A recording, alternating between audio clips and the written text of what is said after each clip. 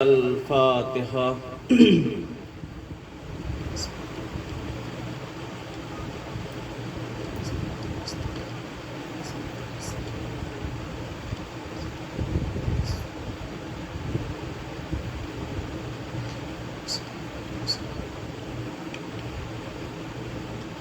لا حول ولا قوة إلا بالله العلي العظيم من الشيطان الرجيم. الحمد لله رب العالمين، الصلاة والسلام بتحية والإكرام. محبوب رب المشرقين جد الحسن والحسين أبي القاسم محمد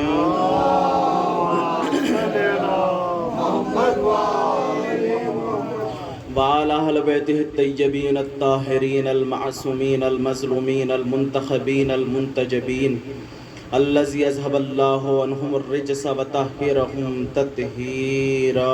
اللهم صل على محمد وآل محمد. بسم الله الرحمن الرحيم. اللهم كن لوليك الحجة بن الحسن صلواتك عليه وعلى آبائه في هذه الساعة وفي كل الساعة وليا وحافظا وقائدا وناصرا ودليلا وعينا حتى تسكنه أرزك طوعا وتمتعه فيها طويلا.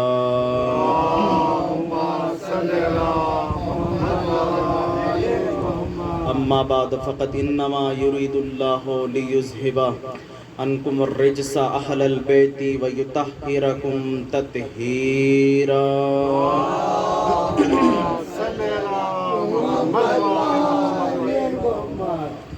محترم سامعین کرام، ماتم داران مظلوم کربلا، ابو الفضل العباس کے رونے والوں، سید الشہداء کے چاہنے والوں، آج 8 محرم ہے جو کہ منسوب ہے مولا عباس سے، اور سید الشہداء ہمارے درمیان میں، یا یہ کہا جائے کہ صرف 2 دن باقی ہے کہ جن میں ہم جناب فاطمہ زہرا کو ان کے لال کا پرسہ دینے کے لیے آمادہ ہیں. سامعین کرام، یہ فرش عزا، یہ گریہ، یہ ہماری ذمہ داری ہے، کیونکہ آج اگر ہم دنیا میں زندہ ہیں تو گریہ کے سبب ہیں، اور اگر آج ہم باقی ہیں تو رونے کے سبب باقی ہیں. اور اس عزاداری کی بقا کو باقی رکھا ہے پروردگار نے، وعدہ کیا ہے. کس طریقے سے ہم مجلس میں آ رہے ہیں، فرش عزا پر بیٹھ رہے ہیں، تو کیا آپ نے کبھی یہ سوچا ہے کہ جب آپ مجلس میں آتے ہیں، نہ کبھی کھانا لے کر آتے ہیں، نہ کبھی پانی لے کر آتے ہیں، نہ کبھی چائے لے کر آتے ہیں، نہ کبھی پتیلی لے کر آتے ہیں، نہ کبھی بسکٹ لے کر آتے ہیں، کیونکہ آپ کو پتا ہے کہ سب کچھ یہیں سے آپ کو ملے گا. کیسے ملے گا؟ اس طریقے سے ملے گا. رہتے ہیں اس جہان میں ہم لوگ چین سے، کھانا حسن سے ملتا ہے، پانی حسین سے.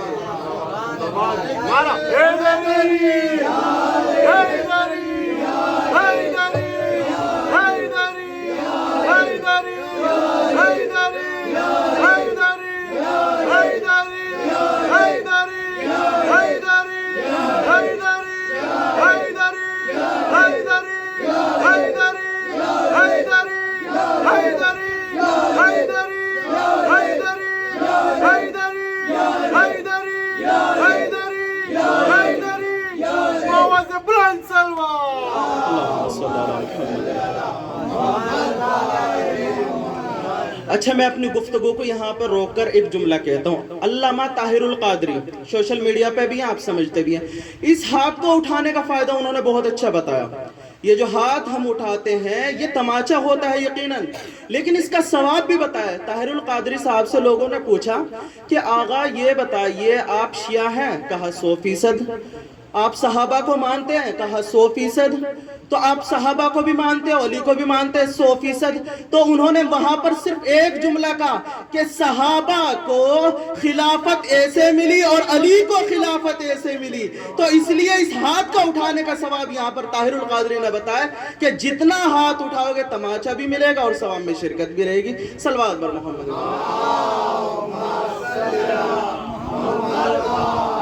دونوں ہاتھ اٹھا کر نعرہ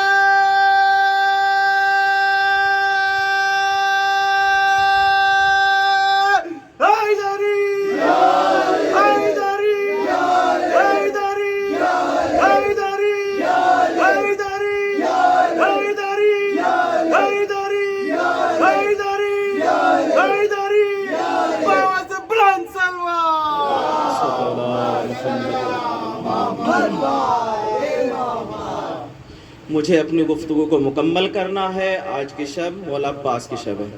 تو عزیزان، کون عباس؟ میں نے دن میں بھی بتایا تھا، سقائیت، علمداری، وفاداری، پہرے داری، یہ سب جناب عباس میں آتی ہے، اور ان کی ساروں کی ڈیفینیشن میں انشاءاللہ آپ کو بتاتا جاتا ہوں. سب سے پہلے جب جناب عباس کی ولادت ہوئی، توجہ کیجئے گا، جب جناب عباس کی ولادت ہوئی تو مولا علی کہاں تھے؟ مسجد کے اندر تشریف فرما تھے. کسی نے خبر دی کہ آقا آپ کے یہاں پر بیٹا پیدا ہوا ہے. علی نے جیسے ہی اس خبر کو سنا، اتنے مسکرائے، اتنے ہنسے، اتنی محبت دکھائی، اتنا خوبصورت ظاہر کیا. اب جیسے ہی گھر کی طرف آ رہے تھے تو آپ کے دندان مبارک صدف کی طرح شرما رہے تھے، اور جیسے ہی آپ آگے بڑھ رہے تھے تو آپ کی پیشانی سے نور ظاہر ہو رہا تھا، اور نور ایسے ظاہر ہو رہا تھا جیسا وہ موسیٰ کوہ طور پر دیکھ رہے ہو. پھر اس کے بعد علی جیسے ہی گھر کے اندر داخل ہوئے، گھر کے اندر داخل ہونا تھا، توحید کے علم کو پھیلایا، اور پھیلانے کے بعد کہا لاؤ بیٹی زینب، میرا بچہ مجھے دے دو. زینب نے عباس کو علی کی آغوش میں دیا. اب جیسے ہی بچے کو علی نے لیا تو اس وقت کی کیا کیفیت تھی؟ نور نور سے مل رہا تھا، فضیلتوں سے مل رہی تھی، آسمان سے مل رہا تھا، جنت سے مل رہی تھی، سورج سے مل رہے تھے، زمین سے مل رہی تھی، ملائکہ سے مل رہے تھے، اور کوئی پہچان ہی نہیں پا رہا تھا یہ عباس ہے یا بشکل علی مولا ہے. صلوات پر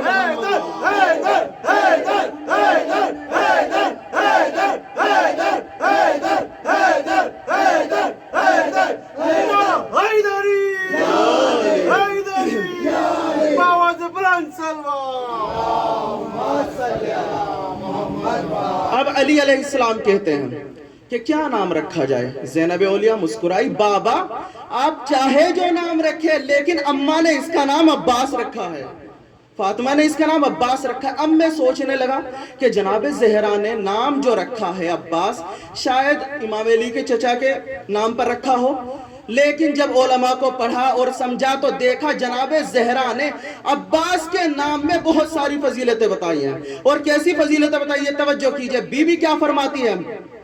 بی بی فرماتی ہے میں نے علی کے نام میں سے عین کو لیا، میرا نام بطول تھا، جبکہ اللہ بھی نہیں کہتا، میں نے اپنے نام بطول میں سے بے کو لیا. میرے بابا کا نام آسمان پر احمد تھا، زمین پر محمد تھا، میں نے آسمانی نام سے الف کو لیا. حسن میرا دل ہے، حسین میرے جگر کا ٹکڑا ہے، ان دونوں کو مشترکہ کیا تو سین کو لیا. اب کیا کہتی ہے بی بی؟ عباس کوئی عام علی کا بیٹا نہیں ہے، بلکہ مرقع پنجتن ہے عباس. عباس کیا ہے؟ جس ذات میں پنجتن جمع ہو جائے اسے عباس کہتے ہیں. جس ذات میں پنجتن جمع ہو جائے تو اسے عباس کہتے ہیں. تو شاعر نے کیا کہا؟ چن لی خیال نے جو ازل سے علی کی عین، بے بزعت الرسول کی عظمت کا زیب و سین، الحمد کے الف کا سراپا دلوں کا چین، والناس کا وہ سین وہ نقطے دل حسین، ہر حرف کائنات کا عکاس بن گیا، یکجا کیا تو حضرت عباس. یا عباس یا عباس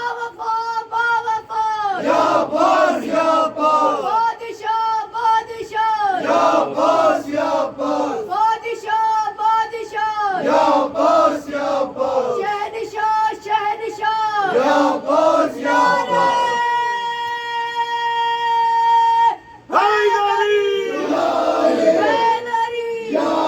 محمد والے محمد صلی اللہ علیہ وسلم. توجہ کیجئے گا، کیا ہوا؟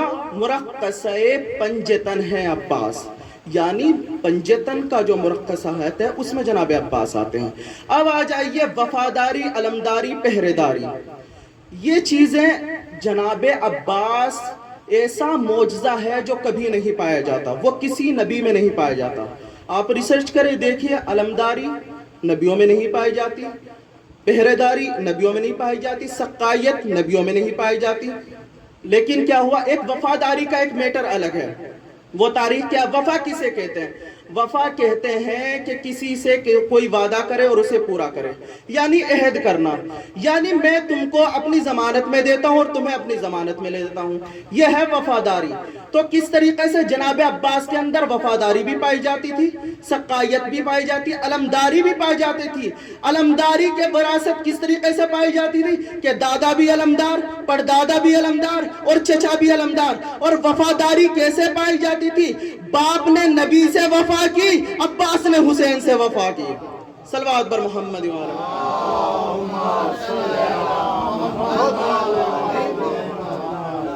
توجہ کیجئے گا، اب یہ سلسلہ آگے بڑھا، توجہ۔ امام صادق علیہ السلام نے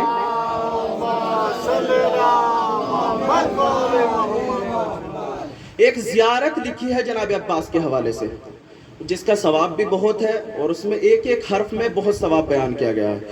ابو حمزہ سمانی نے اسے نقل کیا ہے۔ ابو حمزہ سمانی بہت بڑے عالم تھے، جنہوں نے رمضان المبارک میں جو سحر میں دعا پڑھی جاتی ہے وہ نقل کی ہے، جبکہ چوتھے امام جب بھی ان سے دعا نقل کرواتے تھے ان سے یہ کہتے تھے کہ تم خود اپنا نام لکھو۔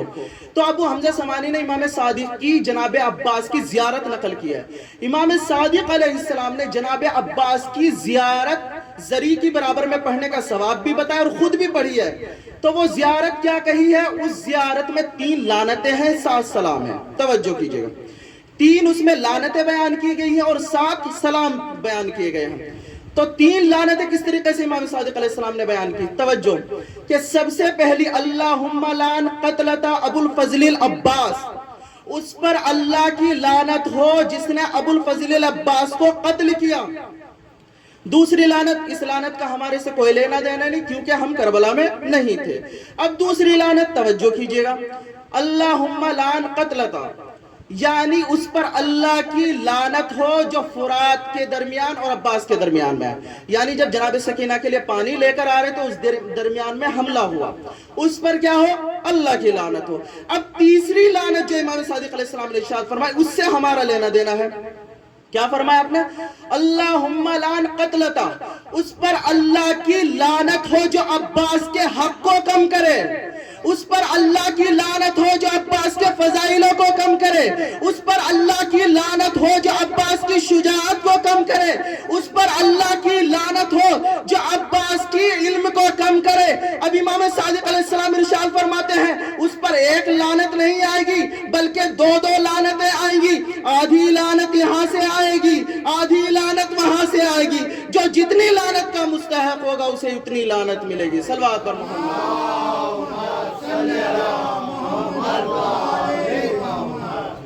تو کیا فرمایا آپ نے؟ 3 لعنتیں بتائی اس میں۔ اب اس میں بتائے ہیں 7 سلام۔ توجہ کیجئے گا، پہلا سلام، سلام اللہ، اللہ کا سلام ہو ابو الفضل العباس پر، انبیاء کا سلام، صالحین کا سلام، صدیقین کا سلام، شہداء کا سلام، اور آخر میں ایک سلام کیا ہے؟ ذات طیبہ، پاک و پاکیزہ لوگوں کا سلام۔ توجہ کیجئے گا، اب کیا ہوا؟ ایک ہے سورج کا سلام، غروب سورج اور نکلتا سورج، اس کا سلام۔ پھر اللہ نے کیا کہا قرآن مجید میں؟ ارشاد فرمایا بہت سی جگہوں پہ نبیوں کو سلام کیا ہے، وہاں پر قید لگا دی ہے، یعنی آپ کو وہیں پر بریکٹ میں بند کر دیا ہے۔ کیوں؟ آدم کو 3 سلام کیے، نوح کو کچھ سلام کیے، اور اس کے بعد عیسیٰ کو 2 سلام کیے، ہر نبی کو 2 یا 3 سلام کیے گئے۔ لیکن امام صادق علیہ السلام نے کیا فرمایا کہ اللہ نے عباس کو اتنے سلام کیے کہ جب جب سورج نکلے تو عباس کو سلام کرے، جب جب سورج غروب ہو تو عباس کو سلام کرے، جب جب سورج چھپے تو عباس کو سلام کرے۔ صلوات بر محمد۔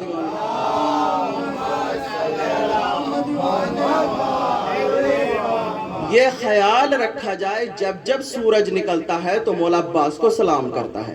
زیارت یہاں پر یہ بیان کرتی ہے. پھر اس کے بعد پاک و پاکیزہ لوگوں کا سلام. اب پاک و پاکیزہ کون ہے؟ آخر میں جو سلام کیا گیا وہ کون ہے؟ امام صادق علیہ السلام نے فرمایا کہ عباس علمدار کو صرف وہی سلام کر سکتا ہے جو حلال زادہ ہے، اور جو حلال زادہ ہے وہی ہمیشہ سلام کرتا رہے گا. غیر حلال کبھی عباس کو سلام نہیں کرے گا. صلوات بر محمد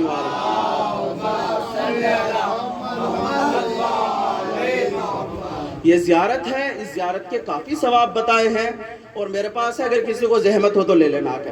تو یہ مولا عباس کی کیا ہے؟ فضیلت ہے.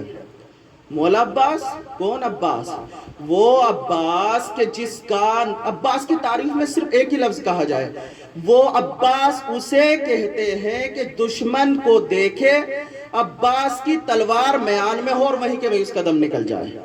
یعنی عباس کی تعریف میں یہ کہ دشمن جب آپ کی آنکھوں کو دیکھ لے اس کا دم وہیں نکل جائے. تو یہ جناب عباس کی کیفیت ہے. توجہ کیجئے گا.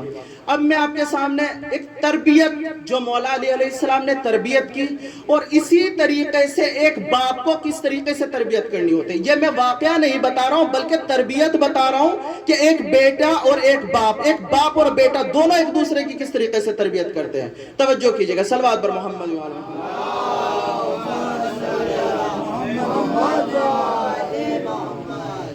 ایران کا ایک شہر ہے اردبیل، مولانا جانتے ہیں، یہ وہاں پر گئے بھی ہیں، اور وہاں پر تھے مقدس اردبیلی ان کا نام تھا. تو ان کے بارے میں یہ توجہ کیجئے گا. یہ واقعہ ہے، بڑا دلچسپ واقعہ ہے، اور اس میں بہت ساری چیزیں پوشیدہ ہیں. تربیت اس میں پوشیدہ ہے اور ساری چیزیں اس میں آپ کو مل جائیں گی. تو کیا ہے اردبیل؟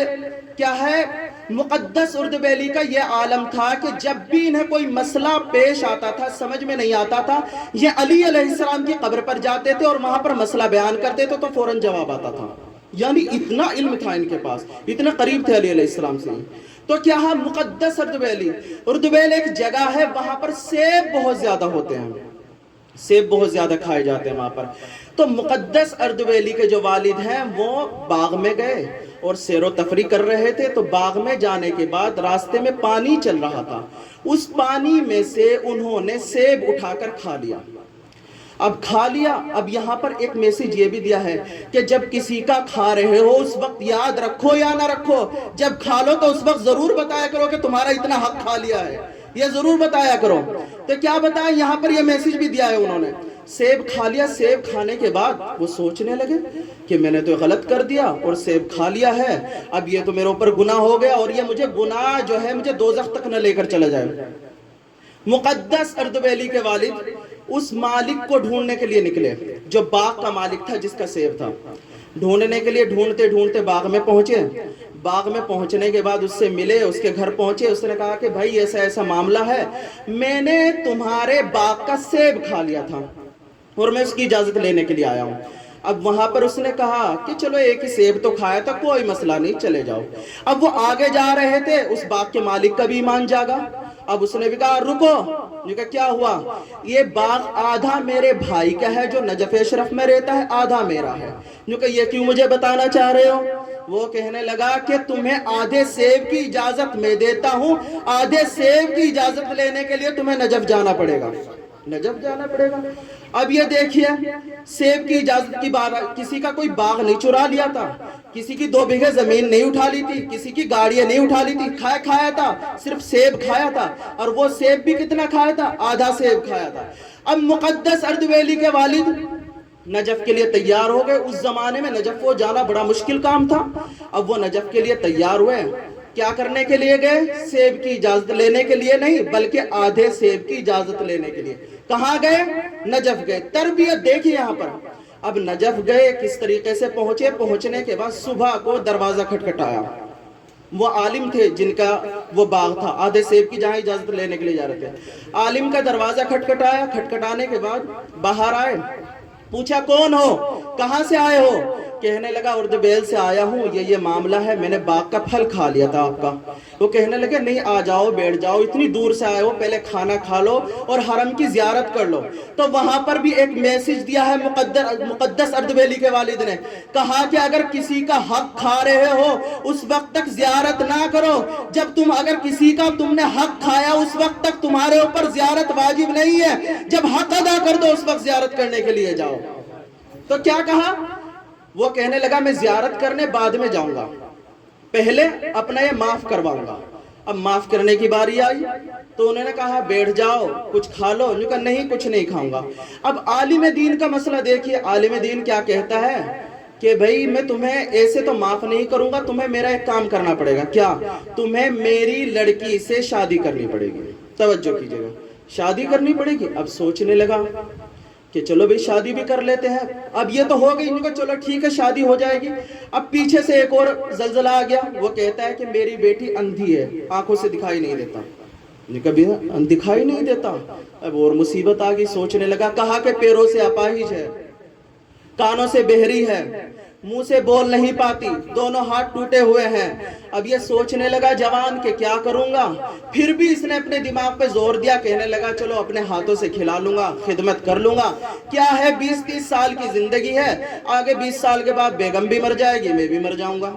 لیکن اگر یہ آدھا سیب نہ بخشا گیا، یہ محشر میں بھی پکڑا جائے گا، قبر میں بھی پکڑا جائے گا، اور ہو سکتا ہے یہ آدھا سیب مجھے جہنم میں لے کر چلا جائے۔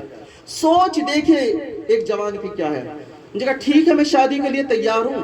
شادی ہو گئی، سب کچھ ہو گئی۔ اب رات میں حجرے میں پہنچے، اب جو دلہن کو دیکھا مکمل پایا، اب دلہن کو دیکھا کمپلیٹ، نہ آنکھیں ہیں، آنکھیں بھی صحیح ہیں، پیر بھی صحیح ہے، سب کچھ صحیح ہے۔ پوچھا بھی کیا ماجرا ہے؟ وہ کہنے لگی کہ میرے بابا نے جو بھی کہا صحیح کہا، کیونکہ آنکھوں سے بینائی میری اس لیے چلی گئی کیونکہ میں نے کسی نامحرم کو نہیں دیکھا، اور کانوں سے بہری میں اس لیے تھی کہ میں نے کوئی نامحرم کی آواز کو نہیں سنا، زبان سے میں اس لیے نہیں بولی کیونکہ میں نے کبھی اس زبان سے کوئی حرام لقمہ نہیں کھایا، اور ہاتھوں سے اس لیے اپاہج تھی کہ ان ہاتھوں سے کبھی میں نے چوری نہیں کی، اور قدموں سے اپاہج اس لیے تھی کہ میں نے اپنے والد کی بغیر اجازت کے گھر سے باہر قدم نہیں نکالے۔ تو ان ساری چیزوں کو جب دیکھا تو میرے والد نے علی علیہ السلام کے روضے پہ جا کر کہا یا علی جب ایسی بیٹی دے دی ہے تو ایسا داماد بھی دے دے، جب ایسی بیٹی دی ہے تو ایسا داماد بھی دیتے۔ جو تم یہاں پر میرے شوہر بن کر آئے ہو، تم آدھے انار کی وجہ سے نہیں آئے، بلکہ علی نے تمہیں میرے بابا کا داماد بنا کر بھیجا ہے، میرے بابا کا داماد بنا کر بھیجا ہے، تم آدھے سیب کی وجہ سے نہیں آئے۔ تو یہاں پر بھی ایک چیز اور بتا دی ہے، یہاں پر بھی میسج دیا ہے۔ میسج کیا دیا ہے؟ میسج یہ دیا ہے کہ اگر انسان کے دل میں ایمان ہو تو آدھا انار بھی ہضم نہیں ہوتا، اگر بے ایمانی ہو تو پورا کا پورا باغ بھی کھا لیتا ہے، کچھ اثر نہیں ہوتا۔ صلوات بر محمد۔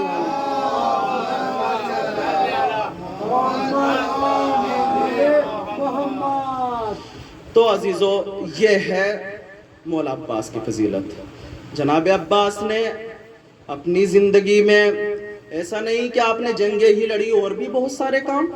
قرآن مجید آپ پڑھا کرتے تھے، آپ کے قرآن مجید تفسیر کے ساتھ آپ کو حفظ تھا، اور آپ نے بہت سارے عمل تھے جو آپ نے علم کے حوالے سے بھی حاصل کیے ہیں، جیسے جناب زہرا کے لیے آتا ہے، جناب زینب سلام اللہ علیہا کے لیے آتا ہے کہ فادر آف کیمسٹری ان لوگوں نے بہت اچھے سے پڑھی ہے، یہ ان کی اجدادی چیز تھی اگر دیکھا جائے اس میں۔ تو بس عزیزو آج وہ شب آ گئی ہے، سید الشہداء تنہا ہو گئے ہیں۔ کس طریقے سے تنہا ہوئے؟ عباس علمدار کے جانے کی وجہ سے۔ کون عباس؟ عزیزو جناب ابو الفضل العباس فقط امام حسین کی ڈھارس نہیں تھے بلکہ پورے لشکر کی ڈھارس تھے، اور سب سے زیادہ زینب اولیاء کی ڈھارس تھے۔ زینب اولیاء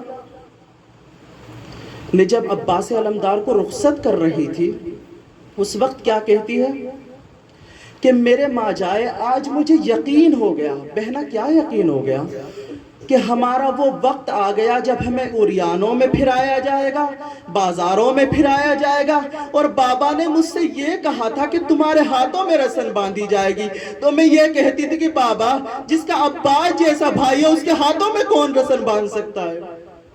لیکن وہ وقت آ گیا، زینب اولیاء کا دل بہت اداس ہے، ام کلثوم بہت مضطرب ہے، چین نہیں آتا، کبھی خیمے کے اندر جاتی ہے، کبھی ماجائے کو دیکھتی ہے۔ جب جناب عباس کو نے اجازت طلب کی تو اس وقت امام حسین نے کہا کہ بھیا عباس تم تو میرے لشکر کے علمدار ہو۔ تو عباس نے کہا کہ وہ لشکر ہی کہاں ہے جس کا میں علمدار ہوں؟ جب اون محمد کے لاشوں کو لے کر آئے اس وقت جناب عباس نے کہا کہ بھیا اب تو اجازت دے دیں کیونکہ گود کے پالوں کو اٹھا کر لے کر آ رہے ہیں۔ اجرکم اللہ۔ اس کے بعد جناب ابوالفضل عباس نے اجازت طلب کی، اور اجازت طلب کرنے کے بعد جیسے ہی خیموں میں گئے، آخری رخصت ہوئے، آخری دیدار کیا تو سکینہ کو دیکھا کہ خالی مشکیزہ لیے کھڑی ہوئی ہے۔ اب مشکیزے کو لے کر جناب عباس گھوڑے پر سوار ہوئے، اب نہر فرات کے قریب پہنچے، وہاں سے پانی بھرا، پانی بھرنے کے بعد جیسے ہی واپس آئے تو کسی نے ایک بازو کو گرایا، دوسرا تیر مارا تو دوسرے بازو کو گرایا۔ عباس نے مشکیزہ کو دادوں میں دبا لیا۔ اب دبانے کا یہ عالم تھا، کسی نے ایسا تیر مارا کہ مشکیزے کا پانی زمین پر بہہ گیا، عباس کی تمنائیں زمین پر بہہ گئی۔ اس کے بعد کسی نے ایسا تیر مارا جو ایک آنکھ میں پیوستہ ہو گیا۔ عباس گھوڑے سے جیسے ہی زمین پر آئے، آواز دی آقا میرا آخری سلام ہو۔ میں کہوں گا جناب زہرا سلام اللہ علیہ کہتی ہوں گی کہ جس کے دو ہاتھ ہیں وہ جب زمین پر آتا ہوگا تو اپنے ہاتھوں کو رکھ لیتا ہوگا، لیکن عباس کے تو بازو ہی جدا ہو گئے۔ عباس کیسے زمین پر آئے ہوں گے؟ حسین ابن علی نے جیسے ہی عباس کو دیکھا فوراً مدد کے لیے دوڑے۔ حسین ابن علی جب بھی کسی شہید کے پاس جاتے تھے فوراً چلے جاتے تھے، لیکن اب دیر سے جا رہے ہیں کیونکہ ایک نگاہ خیمے کی طرف ہے، ایک نگاہ علقمہ کی طرف ہے۔ جب عباس تھے تو کسی چیز کی پرواہ نہیں تھی۔ اجرکم اللہ۔ روایت میں ملتا ہے کہ عزیزو ایک ایران کے ایک عالم دین تھے جو کربلا زیارت کرنے کے لیے گئے۔ اب وہ رات میں پہنچے، دیکھا حرم بند ہوا ہے، وہ وہیں پر گیٹ پر سو گئے۔ اب خواب میں دیکھا ایک جوان ہے جو مولا علی علیہ السلام اور رسول خدا کے پاس آیا، یہ دونوں امام حسین کے روزے پر تھے، آ کر کہنے لگے یا رسول اللہ عباس نے کہا ہے کہ دعا کر دیجئے اس بچے کے لیے وہ ٹھیک ہو جائے۔ اس وقت رسول خدا کہتے نہیں اس کی عمر نکل چکی ہے۔ اس کے بعد پھر وہ جوان آیا، عباس نے کہا ہے دعا کر دیجئے، پھر کہا کہ اس کی عمر کا حصہ نکل چکا ہے۔ اجرکم اللہ۔ عزیزوں باب الحوائج ہے نا تو ہمیشہ دعا مانگتے رہنا، اپنی جھولیاں پھیلا لو، سکینہ کا واسطہ دے کر مانگو۔ تو اس وقت جب بچے کو دیکھنے کے لیے جناب عباس نے بھیجا تو جب جناب عباس تیسرے نمبر پر خود آئے اور آ کر کہا یا رسول اللہ آپ نے میرا نام باب الحوائج کیوں رکھا ہے؟ کیونکہ اس کی ماں میرے روزے کی زری پکڑ کر دعا کرتی ہے کہ میرا بچہ صحیح سلامت ہو جائے۔ اب رسول اللہ نے جیسے ہی سنا دعا کے لیے ہاتھ بلند کیے، ادھر علی علیہ السلام نے آمین کہا۔ اب وہ جو باہر سو رہا تھا عالم دین، اجرکم اللہ، عالم دین جو باہر سو رہا تھا وہ مولا عباس کے روزے پر گیا اور خاتون سے کہا خاتون جاؤ تمہاری دعا پوری ہو گئی، عباس علمدار نے تمہارے بچے کو شفا دی۔ میں کہوں گا مولا عباس آپ نے سب کے لیے دعا کی، سب کو شفا بھی ہو گئی، کاش یہ دعائیں کربلا کے میدان میں ہو جاتی، علی اصغر کی گردن پر تیر نہ لگتا، علی اکبر کے کلیجے میں برچھی کا پھل نہ لگتا، ارے اونو محمد کو شہید نہ کیا جاتا۔ واہ غربتا واہ مصیبتا، انا للہ و انا الیہ راجعون۔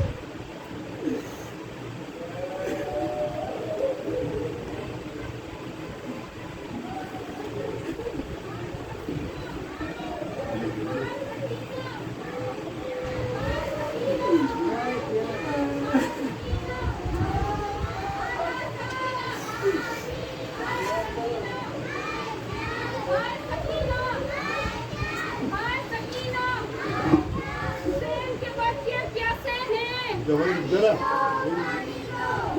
کے بچے پیاسے ہیں پانی دو اعلیٰ تاج اعلیٰ تاج ہائے سکینہ ہائے سکینہ ہائے سکینہ اعلیٰ تاج اعلیٰ تاج حسین کے بچے پیاسے ہیں حسین کے بچے پیاسے